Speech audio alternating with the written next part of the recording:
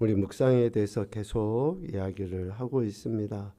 묵상은 하나님의 말씀을 깊이 읽고 되뇌어서 내 삶에 구체적으로 적용해 나가는 것까지를 포함합니다. 이스라엘 백성들의 패망의 핵심적인 원인은 하나님의 말씀을 듣지 않음이에요.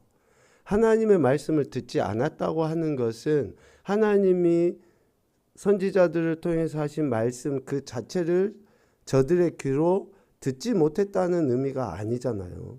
듣기는 들어요. 그런데 우리가 흔히 하는 이야기처럼 한 귀로 듣고 한 귀로 흘려버려요.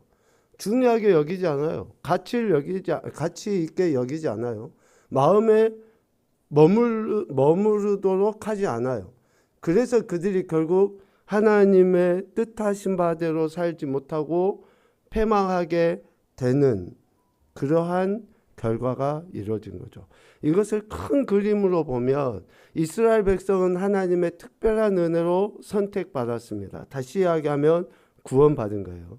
그 구원받은 저들이 왜 삶의 여정에 이러한 무거운 짐, 고통, 괴로움, 패배, 이러한 일들 그리고 결국 패망까지 이르느냐? 하나님의 말씀을 마음에 두지 않기 때문에 그렇다. 오늘 우리가 하나님의 은혜로 예수님을 구원자와 왕으로 믿죠. 이거는 구원이라고 이야기할 수 있어요. 그러면 구원받은 우리가 해야 될 게 뭐냐? 하나님의 말씀을 우선순위에 두고 중요한 가치로 여기고 우리 마음에 머물게 하는 작업을 지속적으로 해야 된다는 거예요. 그것이 바로 묵상이라는 거죠. 이렇게 하나님의 말씀을 우리 마음에 머물도록 하면서 우리는 두 가지의 질문을 해야 돼요. 그 말씀 우리에게 들려졌었을 때 첫 번째는 하나님이 어떤 분이신가? 라는 질문을 해야 돼요. 하나님이 어떤 분이신가? 두 번째는 그 말씀이 지금 내게 무엇을 하라고 하시는가? 라고 하는 질문을 해야 됩니다. 우리가 성경을 읽을 때 하나님이 어떤 분이신지 오늘 마태복음 8장 1절, 2절, 3절 말씀만 보더라도 하나님, 즉 예수님께서 어떤 분이신지 예수님이 어떤 분이시다라고 질문을 했었을 때에 그 질문의 핵심의 내용은 뭐예요? 예수님의 존재와 사역이에요. 하나님의 존재와 사역에 대한 물음을 가지고 우리는 말씀을 듣고 읽고 또 깊이 생각해야 된다. 두 번째 질문, 내가 무엇을 해야 되는가? 라고 하는 것은 나의 정체성과 나의 사명이 무엇인가라는 것을 생각하는 거예요. 말씀을 통해서 나라는 존재는 어떠한 존재인가? 그러니까 하나님의 은혜에 의하여 구원받은 나이지만 원론적으로는 나는 죄인이고 나 같은 죄인을 구원해 주신 그 하나님의 은혜에 대한 나의 사명이 무엇인가? 라는 것들을 우리는 말씀을 통해서 질문을 하고 거기에 대한 해답을 찾아서 우리 삶에서 적용을 해 나가는 거죠. 결국 묵상은 뭐냐? 삼위 하나님의 존재와 사역을 알아가고 내 정체성을 확신하며 주어진 사명을 감당케 하는 일이 바로 묵상이다. 하나님의 말씀을 생각하면 생각할수록 되뇌이면 되뇌일수록 삼위 하나님의 존재와 사역을 알아가게 돼요.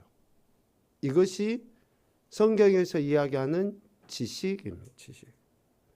우리의 지식은 하나님을 아는 지식이어야 되거든요. 삼위 하나님의 존재와 사역을 알아가고 또 그 묵상을 통해 나의 정체성을 확신해요. 아, 내가 누구다. 여러분, 왜 사람들이 이렇게 혼란스러워하며 또 이런 사회적인 문제들을 야기시킵니까? 정체성에 대한 확신이 없으니까 그래요. 남자로서, 여자로서, 또 부모로서, 아니면 남편과 아내로서 이런 정체성 자체를 상실해버려요. 그런데 우리는 말씀을 통해 우리의 정체성을 확신하게 되죠. 그리고 한 걸음 더 나가 그 정체성에 맞는 삶, 즉 사명을 감당케 해지게 됩니다. 그러니까 예수님을 잘 믿는 사람들은, 하나님의 말씀을 늘 생각하고 살아가는 사람들은 그렇게 하게 돼 있어요. 오늘 오후에 앞에 건강원 사장님하고 잠깐이 아니죠. 일방적으로 1시간 넘게 그분의 이야기를 듣는 시간이 있었어요. 일방적으로. 저는 예 하면서 계속 들었는데, 이제 요는 그거예요. 저분도 이제 신앙생활을 하시는데, 예전에 벌써 한 20몇 년 됐죠. 청주에서 신앙생활 하시면서 상처를 입었던 것이 순천으로 이사를 오셔가지고도 그게 얼른 해결이 안 되니, 청주에서는 일부 찬양대 봉사도 하시고, 찬양대 끝나면 유년부 교사도 하시고, 또 저녁 5시에는 차량 운행하시면서 저녁 예배 봉사도 하시고, 정말 열심히 하셨었는데 상처를 입으신 거예요.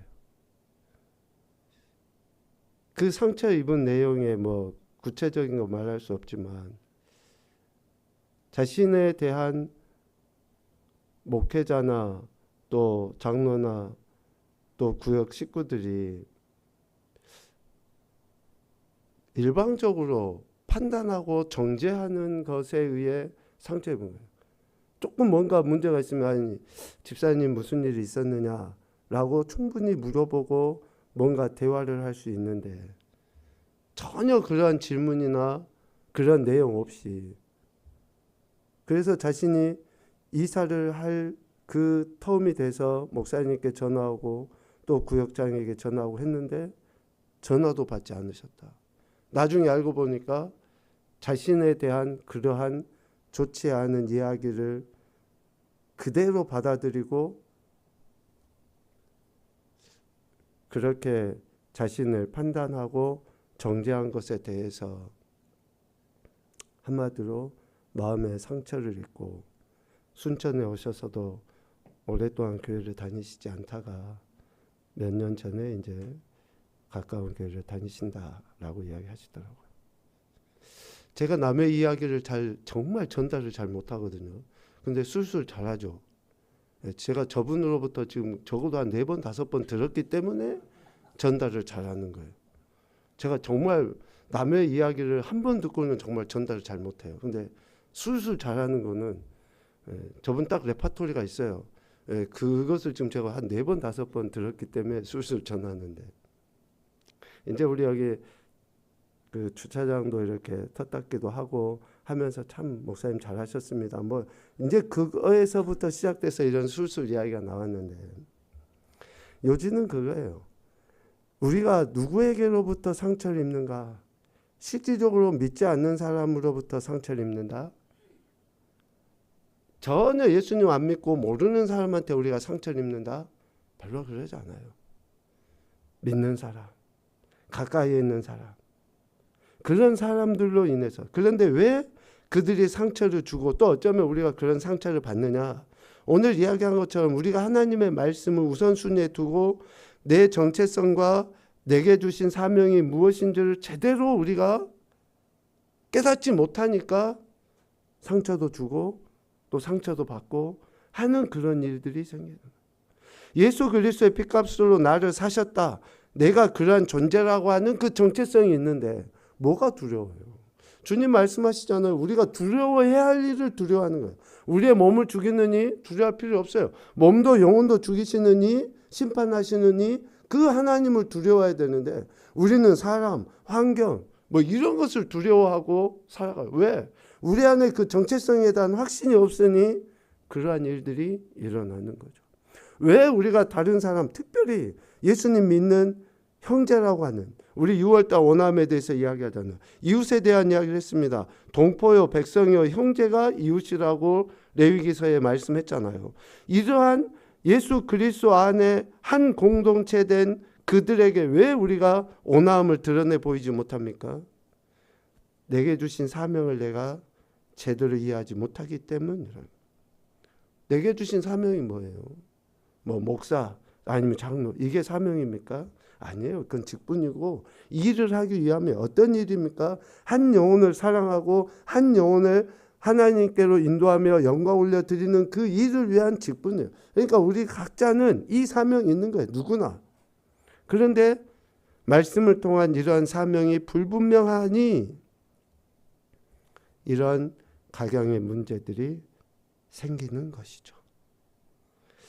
서론이 좀 길었지만 왜 우리가 묵상을 해야 하는지에 대한 이유로 충분하다. 이런 말씀이. 그래서 우리 각자가 하나님의 말씀을 읽고 깊이 생각해야 될 필요성을 다시 한번 이야기해 봅니다. 묵상은 혼자 하는 성경 공부도 명상도 아닙니다. 이것은 말씀을 앞에 두고 하나님과 대화, 교제하는 것입니다. 내가 말하는 것보다 먼저 하나님께서 말씀하시는 것을 듣는 일이며 인격적으로 반응하는 일이 뭐라고요? 묵상이에요. 묵상이 바로 그겁니다.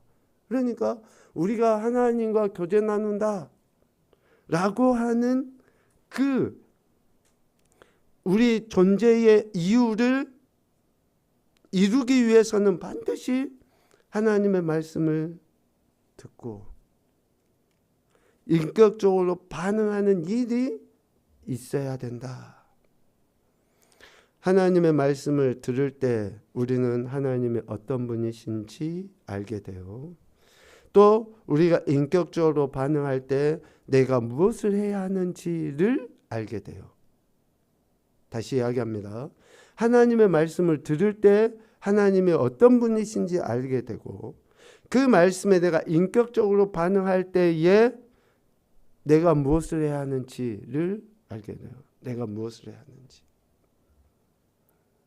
그래서 이러한 말씀을 우리는 구체적으로 이제 적용을 해야 됩니다. 하나님에 대해서 찾은 후 먼저 내게 주시는 교훈 식으로 적용하지 않도록 해야 됩니다. 지금 이 부분 중요합니다. 하나님에 대해서 찾은 다음에 먼저 내게 주시는 교훈이 뭔가 라는 식으로 적용하지 않아야 돼요. 왜? 내가 무엇을 해야 한다라고 하기보다 먼저 그분이 나를 위해 하신 일을 돌아보며 고백하고 반응하는 것이 먼저예요. 다시요. 내가 무엇을 해야 한다고 하는 것은 두 번째예요. 나중에요. 하나님의 어떤 분이신지 알고 나면 그 가운데 뭐가 반드시 들어가야 되느냐? 나를 위해서 하신 일이 무엇인가? 그래야지만이 내가 무엇을 해야 하는지를 알게 돼요. 나를 위해 하신 일은 과거에 하셨던 일일 수도 있고 하신 일, 즉 현재 일일 수도 있고 또 하실 일, 즉 미래일 수도 있습니다. 하나님께서 나를 위해 이미 하셨던 일이나 지금 하고 계신 일이나 앞으로 하실 일을 보고 거기에 대한 반응을 보이는 거예요. 이것이 우리가 말씀을 대하는 태도고 과정이어야 한다라고 이야기합니다. 하나님과의 교제에 충실한 묵상, 즉 반응으로서의 기도예요. 기도에 대한 이야기가 나옵니다. 묵상의 강조점은 읽기보다는 기도에 있어요. 이 기도는 앞서 이야기한 하나님과의 대화, 교제로 이해할 수 있습니다. 그래서 말씀을 읽었으면 이제는 그 말씀을 통해서 하나님과 교제하는 거예요. 기도하는 겁니다. 왜냐하면 같이 읽죠. 왜냐하면 성경 읽기는 기도를 특별한 목적, 즉 하나님과의 살아있는 교제로 인도하는 방편이기 때문입니다. 아멘. 그러니까 성경을 읽는 것도 실질적으로 하나님과 교제하기 위해서, 기도하기 위해서. 그래서 늘상 우리 기도합시다 하면서 꺼낸 이야기가 그거잖아요. 말씀을 생각하며 기도합시다. 오늘 우리가 읽은 이 말씀을 생각하며 나눈 말씀을 생각하며 기도합시다 라는 이야기를 하는 거죠. 그래서 기도할 때 묵상은 하나님과의 인격적인 소통이 되고 지적 유희를 넘어 실천적인 묵상에 이르게 됩니다. 실천적인 묵상. 하나님과의 인격적인 소통, 그리고 단순한 지적인 충족의 문제가 아니라 실천적인 묵상에 이르게 돼요.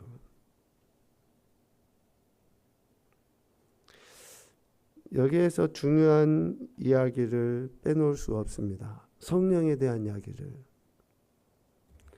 성령은 해석에서 멈추기 쉬운 우리의 묵상을 하나님과 교제하는 차원까지 끌어올려 주십니다. 별표해 놓으셔도 좋을 것 같아요. 성령 하나님은 해석 또 아니면 분석 또 어떤 위에 표현한 것처럼 지적 유의에서 멈추기 쉬운 우리의 묵상을 또 어쩌면 성경 공부 정도로 멈추기 쉬운 우리의 묵상을 하나님과 교제하는 차원까지 끌어주셔요. 성령 하나님께서. 자, 여기서 중요한 이야기 하겠습니다. 그래서 우리는 성경 읽기와 묵상을 해야 돼요. 이것이 나의 영역이에요. 내가 해야 될 일이에요. 내가 해야 될 일. 내가 이 일을 할 때 성령 하나님께서는 어디로 이끌어 가십니까? 하나님과 교제로 이끌어 가셔요. 나는 성경을 펼쳐보지도 않는데 성령님께서 깨닫게 하셨다. 하나님과 친밀한 교제를 나누게 하셨다. 나는 1년 내내 성경 한 구절도 읽지 않는데 하나님이 내 신앙 안에 하나님에 대한 그 깨달음이나 알을 주셨다. 매우 위험합니다. 매우 위험해요. 내가 하나님의 말씀을 읽어야죠. 여러분, 비가 아무리 많이 와도 뚜껑 덮어놓으면 장독대에 물 안 들어가요. 열어놔야죠. 내가 하나님의 말씀을 읽는 수고, 왜 하나님께서 우리에게 자유의지를 주셨고 인격을 허락하셨습니까? 우리가 그렇게 해야 돼요. 해야지. 기도도 우리의 몸을 갖다 놓고 해야지. 우리가 말씀도 펴놓고 읽어야지 성령 하나님께서 역사하시죠. 오늘 마태복음 8장에 보면 나병 환자를 깨끗게 하시는 주님의 역사가 나타납니다.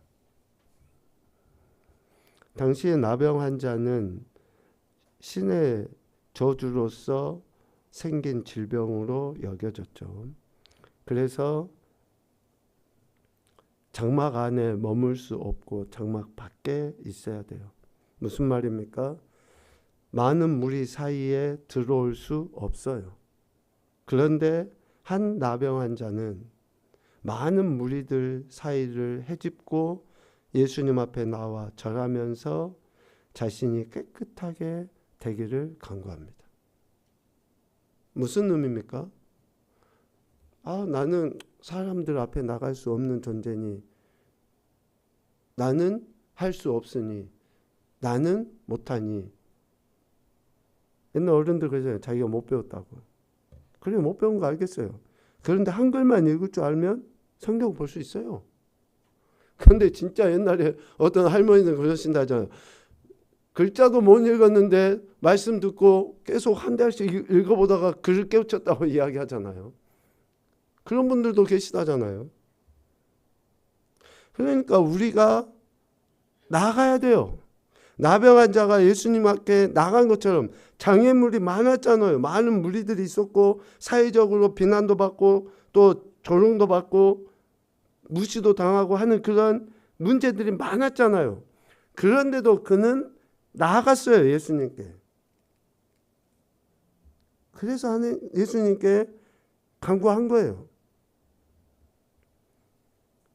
그러니까 우리가 하나님의 말씀을 펴서 읽고 그 말씀이 의미가 뭔지 생각할 때에 비로소 성령님께서 우리 가운데 하나님과 친밀한 교제를 나누게 하시고 또 실질적으로 우리 안에 변화를 이루어갈 수 있는, 오늘 나병 환자가 고침을 받은 것처럼 우리의 문제도 해결되고 또 어쩌면 우리의 질병도 고침받고 이런 일들이 실질적으로 일어나는 거죠. 그러니까 좀 우리가 우리의 시간도 드리고 또 우리의 몸도 갖다 놓고 하는 이러한 태도가 있을 때에 성령 하나님의 도우심이나 또 삼위 하나님의 역사심 속에서 이러한 은혜를 경험하게 됩니다. 여러분 축복합니다. 네, 정말 축복합니다, 여러분. 좀 이제 해보십시오. 읽어보고 좀 생각을 해보고 그렇게 하다 보면 우리 안에서 이제 그런 새로움들이 생겨요. 안 하면 몰라요. 안 하면. 근데 읽어보고 하다 보면 하나님께서 주시는 그러한 은혜들을 경험합니다. 밑에 나와 있는 그 내용들 한번 여러분 성경 구절도 찾아서 한번 읽어보시면 좋겠고, 우리가 어떻게 하나님 말씀을 대하고 있는지 우리 각자의 그런 태도들을 좀 점검해 볼 필요가 있어요. 그래야 할 때 신앙은 추상적인 게 절대 아닙니다. 특별히 우리 기독교는 추상적일 수가 없어요.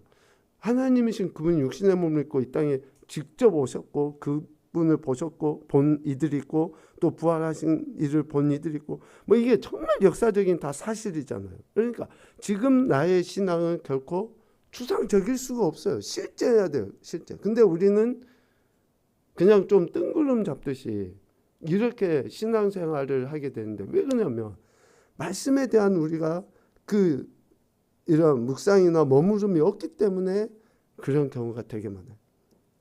그래서 좀 여기에 있는 저와 여러분이라도 더 말씀을 좀 더 깊이 읽어보고 묵상하는 것을 통해서 실제적인 이런 하나님의 은혜를 우리가 경험했으면 좋겠다 싶습니다.